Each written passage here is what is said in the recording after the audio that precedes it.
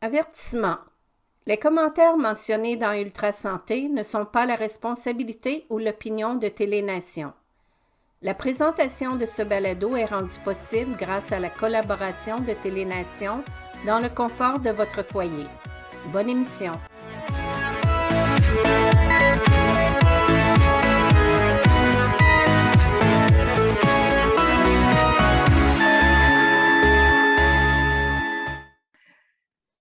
Bonjour, chers auditeurs. Aujourd'hui, j'ai le bonheur d'accueillir M. Luc Jérôme, qui est une personne en situation de handicap qui bénéficie également du soutien à domicile grâce aux bons soins que lui procure Mme Geneviève Denis, avec qui j'ai eu le plaisir de m'entretenir dans une précédente entrevue. Bonjour, Luc, et bienvenue à notre émission. Je suis fort heureuse de m'entretenir avec toi aujourd'hui. Comment vas-tu, mon cher ami? Bonjour, ça va très bien. Luc, puis-je te demander dans un premier temps, quel est ton handicap? Oui, mais sans problème. Moi, j'ai la paralysie cérébrale néonatale. Peux-tu m'en dire un peu plus afin de bien contextualiser Bon. la situation pour que Oui, les auditeurs puissent bien comprendre? sans problème. Moi, j'ai manqué d'oxygène à la naissance, ce qui veut dire que j'ai manqué 9 secondes d'oxygène. C'est ça qui fait que je suis en fauteuil roulant aujourd'hui. J'ai marché un peu, mais en fin de compte, j'ai marché un petit peu, mais à force du temps, ben, je me suis ramassé en fauteuil roulant parce que les muscles se sont fatigués. Puis là, ben, j'ai pas pu marcher autant de temps que j'ai voulu. Mes muscles se sont atrophiés. Puis là, ben, ils ont tenté une opération. Ça a fonctionné, mais pas, pas comme ils auraient voulu. Luc, je veux savoir, quand tu dis qu'ils ont tenté une opération, vers quel âge ont-ils tenté cette opération? Ils l'ont fait à l'âge de 4 ans. J'étais le premier opéré au Canada. OK. Et puis, comment je pourrais dire ça? Ça a bien fonctionné. J'ai pu marcher, OK. mais comment dire ça? J'ai pu marcher, sauf que les, moi, j'allais à une école secondaire, et puis Oui. l'école secondaire où j'allais, elle avait 3 étages. Et puis là, j'ai marché avec une marchette postérieure, ce qui veut dire que mais l'école était assez grande que j'allais l'école était assez grande, fait que à 3 étages. Puis là, ce qui est arrivé, c'est que à force de marcher tous les jours, ils voulaient que je m'entraîne, puis m'amener mes muscles qui ont lâché. Puis à force de. À un moment donné, ils se sont rendus compte que je m'étais écrasé par terre. Et puis là, ben, ils, ils ont voulu faire de la physio. Ils m'ont fait faire de la physio à tous les jours à l'école. Puis c'est là qu'ils ont dit, ouais, ben là, il va falloir, on va tenter d'autres choses. Puis là, ça l'a, ça, ça a pas, à un moment donné, ça n'a pas fonctionné. Puis là, Je je me suis comprends. ramassé dans le pot de roulant. Je comprends. Luc, j'aimerais que tu m'expliques quelles sont les difficultés liées à ton handicap. Quelles sont les difficultés auxquelles tu as à faire face à tous les jours de ta vie? Ben, les difficultés, moi, les difficultés, c'est que quand je suis pas capable de faire quelque chose, les difficultés, c'est que je suis obligé tout le temps de demander. Si j'échappe un article par terre, si quelqu'un n'est pas là, ben, il faut que je demande je peux pas me laver tout seul. Il faut que je demande tout le temps à quelqu'un à CLSC ou à Geneviève qui m'aide à domicile de pouvoir m'aider à est-ce que tu peux me donner mon service d'hygiène ou parce que sinon je peux pas le faire tout seul. Dans le fond, ce que je dois comprendre, Luc, c'est que c'est sûr que tu n'es pas autonome et que ton autonomie, c'est Geneviève qui te la donne et le CLSC une fois par semaine. Ouais, c'est ça. Avant, je pouvais en faire plus. avant, je pouvais en faire plus quand mes muscles qui étaient moins fatigués. Moins atrophié. Ouais, c'est ça. À cause qu'avant, j'allais faire plus de physio, mais le gouvernement, ils ont décidé ils ont coupé, puis là, ben. Luc, explique-moi, quand tu me dis que le gouvernement a décidé de couper, qu'est-ce que tu Ah, veux dire, Luc? Tu avais des services de physiothérapie et le gouvernement a mis fin à tout ça malgré le bienfait que cela pouvait te procurer. Le gouvernement a décidé du jour au lendemain qu'il mettait fin à ce ouais, programme. ouais, ben, ils m'ont donné 3 mois de physiothérapie. Après 3 mois, ils ont dit, ah, ben là, on est arrivé au maximum. Après 3 mois, ils ont dit, ben là, on- il n'y a pas assez de il y a pas assez de progrès. Il n'y a pas assez de progrès. Fait que là, ça va couper à partir de la date X, ça va couper. Et voilà, ça l'a coupé. Mais on s'entend, Luc, le progrès, c'est sur une base objective. Il y a C'est ça. certaines personnes qui peuvent avoir un plus grand progrès, d'autres progressent moins bien. Alors, le gouvernement aurait tout intérêt à vous laisser le temps de bien récupérer, à vous donner la chance aussi de récupérer, de faire vos preuves et de montrer que votre bon vouloir peut mener à de beaux progrès, chose qu'ils ne font pas.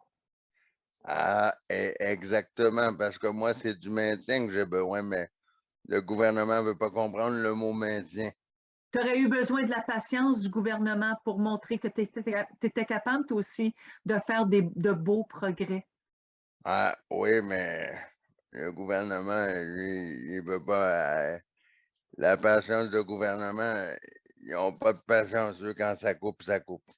Je comprends. Luc, j'aimerais que tu me parles de ton quotidien. Est-ce que tu as déjà vécu des situations où tu as perçu le regard intolérant des autres sur toi?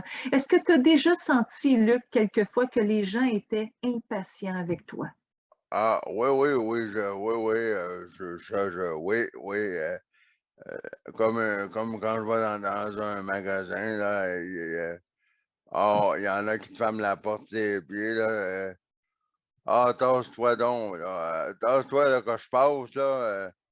Tu vois bien, là, que j'étais devant toi, là. Oui, mais je Pour suis là, vrai, là. les Ouais, gens te ouais. disent ça. Ouais, tasse-toi un peu, là. Là, j'étais devant toi, là, avant que tu arrives, là. Laisse-moi donc passer, là.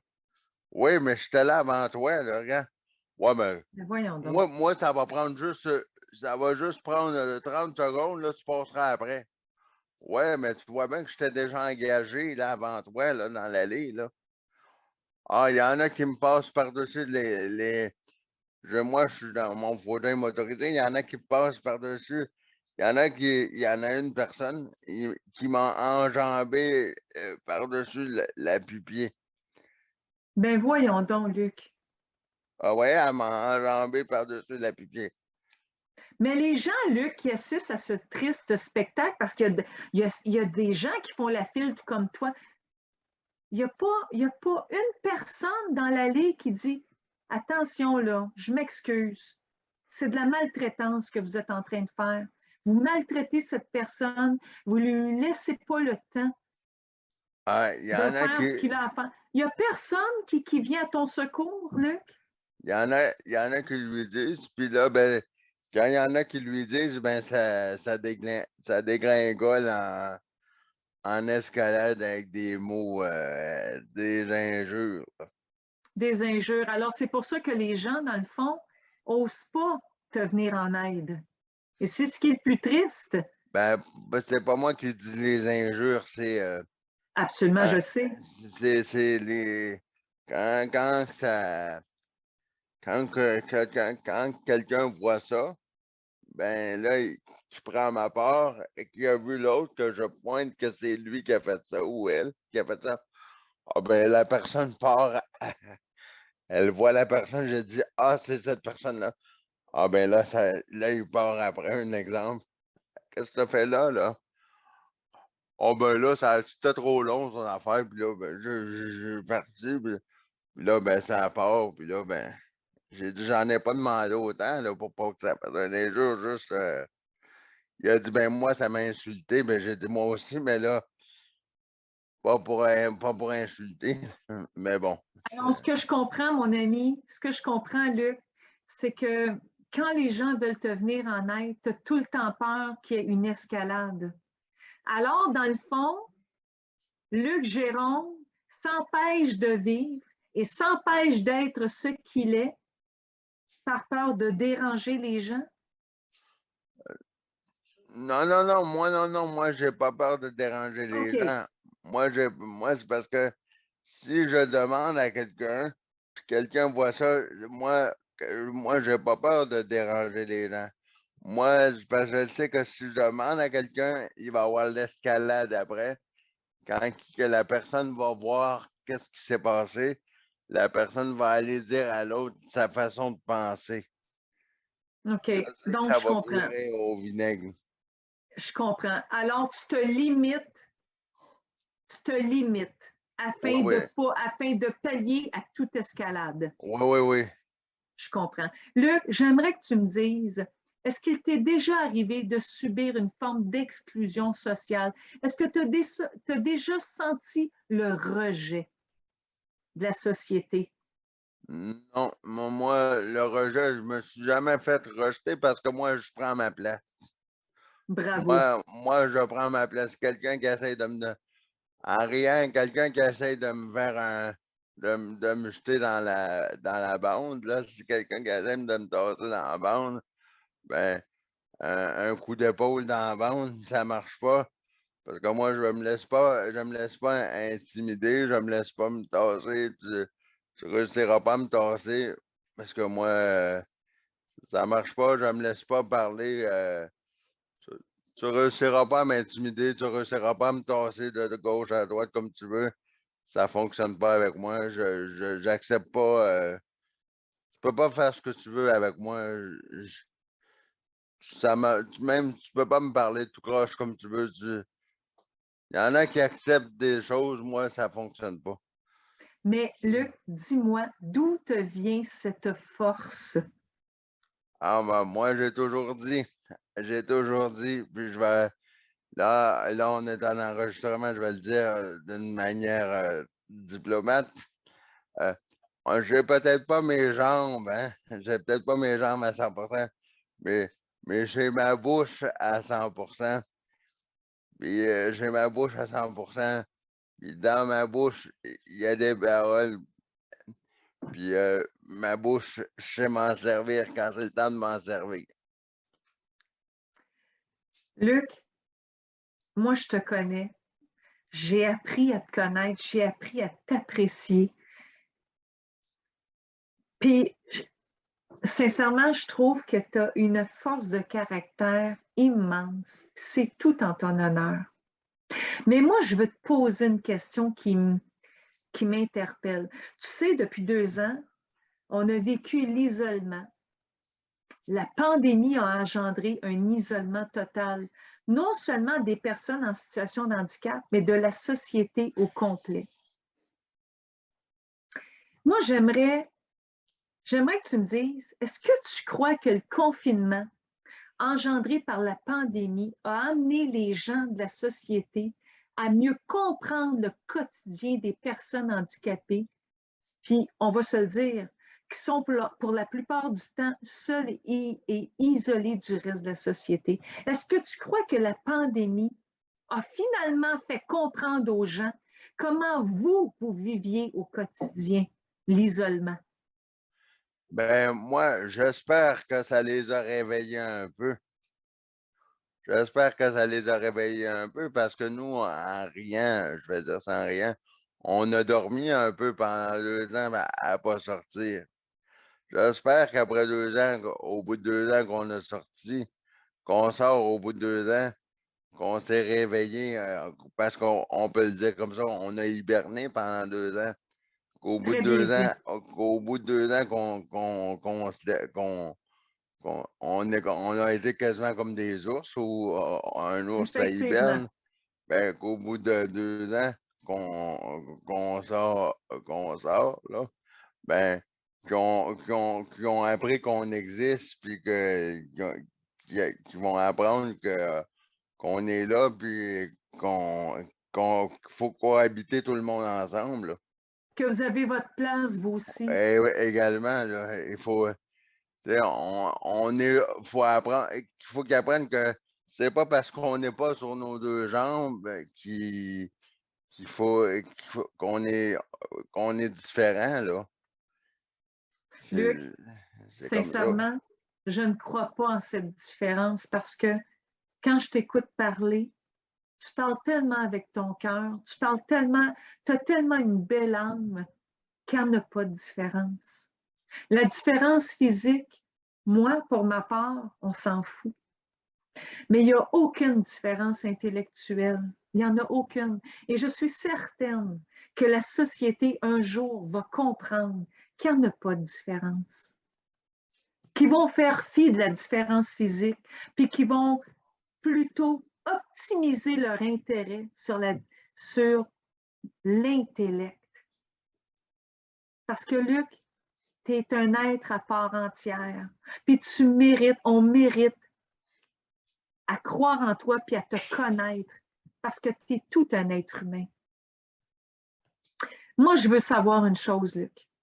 Est-ce que les gens maintenant, quand tu sors quelquefois pour faire tes courses, que tu vas au centre d'achat, que tu fais tes petites choses au quotidien, est-ce que tu sens que les gens font maintenant preuve d'un peu plus d'empathie envers ta réalité? Lorsque tu rencontres des obstacles dans l'accomplissement de tes activités courantes, est-ce que tu sens que les gens, comme si tu es au centre d'achat, est-ce que les gens maintenant vont avoir tendance à t'ouvrir la porte, à t'aider, à te faciliter la tâche? Il y en a que oui, il y en a que non. Ça dépend. Il y en a que oui, il y en a que non. Comment je pourrais dire ça? On dirait que ça dépend. Il y en a que ça y tente, il y en a que ça y tente pas, il y en a qui me ferment ça sur les pieds. Il y en a qui sont très diplomates, il y en a qui m'ouvrent ça à pleine grandeur, les 2 portes. Puis c'est comme ça. Moi, j'ai dit merci parce que des fois, les boutons de ouvre-porte automatique, faut que tu tapes ça 2, 3 fois avant que ça rouvre parce que des fois, ça marche pas du tout. Ça marche à coup de 2, 3 tapes dessus pour que ça rouvre, là. Donc, ce que je suis en train de comprendre, Luc, c'est qu'il y a encore du chemin à faire. La Euh, société n'est pas éga- encore prête. Également, oui. Des fois, la société. Il y a encore du chemin à faire dans la société, oui. Est-ce que ça te décourage? Est-ce que quelquefois, tu es découragé? Non, moi, je suis pas découragé. Moi, je suis pas une personne mais je suis pas une personne qui se décourage. Tu es un battant. Moi, je me dis, je suis un battant, bon, on pèse sur le gaz, bon, on regarde en avant. C'est en avant que ça se passe. Exactement.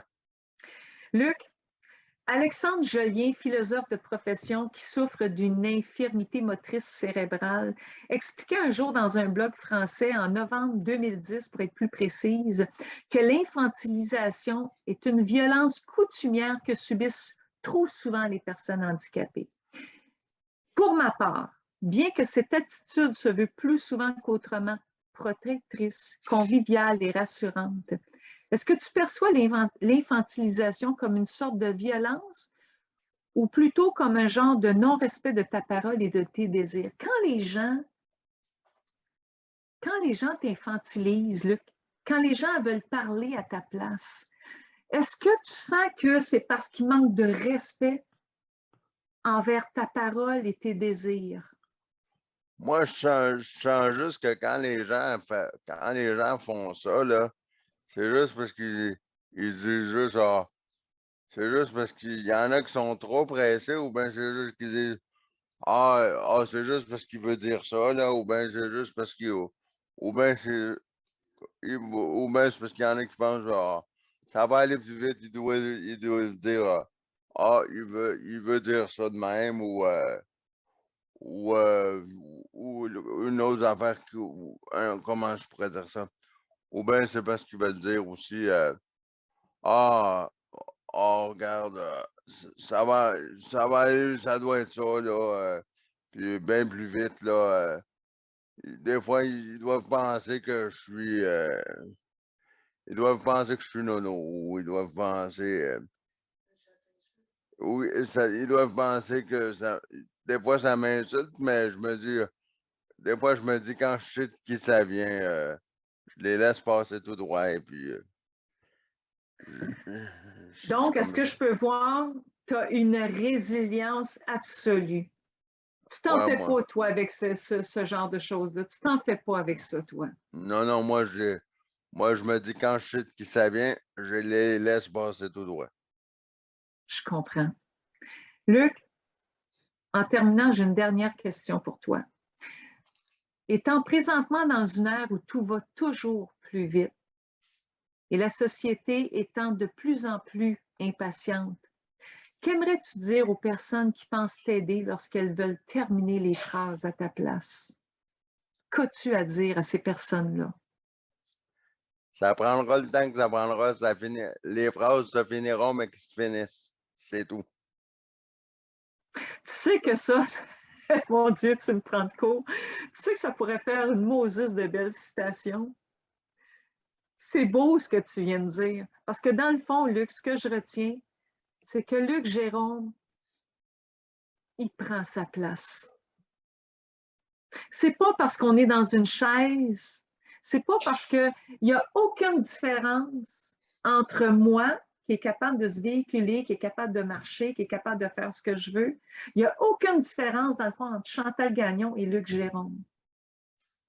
Nous sommes des êtres. Ce que je dois comprendre, Luc, le message que tu fais passer, c'est que nous sommes des êtres humains à part entière. Qu'on soit en chaise roulante ou sur nos deux jambes, il n'y en a pas de différence. Il n'y en a pas de différence. La seule différence, on veut juste vivre. On veut vivre notre vie. On a juste une vie à vivre. Puis dans le fond, autant Chantal Gagnon, Daniel Pilote, Geneviève et tous les gens de ce monde, tout ce qu'on veut, on veut juste vivre la vie qui nous est prêtée. C'est ça que je dois retenir de ce que tu nous dis aujourd'hui. Parce que tu nous Exactement. livres une Moses de belles leçons de vie. Ça prendra le temps que ça prendra. C'est ça qu'il faut retenir. Est-ce que j'ai raison? Exactement ça. Luc, moi, je te connais. Tu es mon grand ami.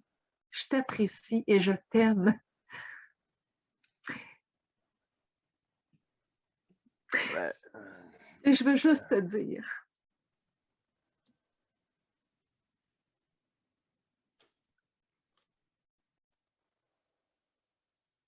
Luc, tu es et tu existes. Tu n'es pas transparent. Tu es bien là. Tu vis comme nous tous et cette vie est tienne. Tu ris, tu aimes la vie. Le problème est que les gens pensent souvent qu'ils doivent vivre à ta place en pensant pour toi et en te réduisant au silence lorsqu'elles ne prennent pas le temps d'écouter ce que tu as à dire. La société d'aujourd'hui a besoin de gens comme toi, mon ami. Ton âme est grande et ta détermination nous pousse constamment à nous surpasser. Continue d'être ce que tu es. Je t'aime ainsi. Tu es un modèle de vie, un grand être. Je te souhaite d'être reconnu à ta juste valeur. Tu le mérites grandement. Et j'espère sincèrement que les gens qui croiseront ton chemin, que ce soit à l'épicerie ou au centre d'achat, j'espère que ces gens ne se poseront pas de questions et qu'ils t'ouvriront toutes grandes les portes pour que tu puisses y entrer. Je t'aime, Luc. Beaucoup. Merci, merci. Ça va plaisir. Je t'aime fort. Mais merci, ça va plaisir. Eh bien, cher auditeur, je m'excuse, je t'émotive parce que Luc est beaucoup pour moi, représente beaucoup pour moi. Alors, c'est sûr que quand on fait un hommage à des gens qui nous sont chers, les émotions prennent le dessus. J'aimerais juste prendre un petit 30 secondes, si tu permets, Luc, pour faire un hommage à ma mère et lui dire que je l'aime. C'est la fête des mères aujourd'hui et j'aimerais dire à mon Amanda que je l'aime, que je ne l'oublie pas et que je pense à elle à chacune des entrevues que je donne. Je t'aime, maman. Puis je te souhaite une belle fête des mères du haut de ton ciel, du haut de ton univers. J'espère que tu es fière de moi. Alors voilà. Bonne fête des mères à toutes les mamans qui nous écoutent. Merci, Luc. Ouais. En terminant, chers auditeurs, bien, j'aimerais vous dire de prendre soin de vous, d'aimer votre prochain, de ne porter aucun jugement sur la vie des gens, comment les gens quelquefois réagissent quand ils ont de la peine, quand ils ont mal. Alors, faisons preuve de pardon, soyons dans le pardon et laissons les gens vivre les choses à leur manière. Eh bien, je vous donne rendez-vous la semaine prochaine. Et d'ici là, et comme je le dis à chaque fois, portez-vous bien et prenez bien soin de vous. À la prochaine. Le Conseil pour la protection des malades a pour but de protéger les usagers du réseau de la santé. Par exemple, contre la maltraitance. Ou les mauvais diagnostics. Pour seulement 49,95 $, vous pouvez devenir membre du Conseil pour la protection des malades. Ça me permet d'obtenir de l'information et des conseils juridiques solides sur mes droits puis sur les recours possibles. Le Conseil pour la protection des malades. On fait équipe avec nos membres. cpm.qc.ca. Pour connaître l'envers de la médaille dans les CHSLD, lisez « Vous étiez là pour moi ». Merci.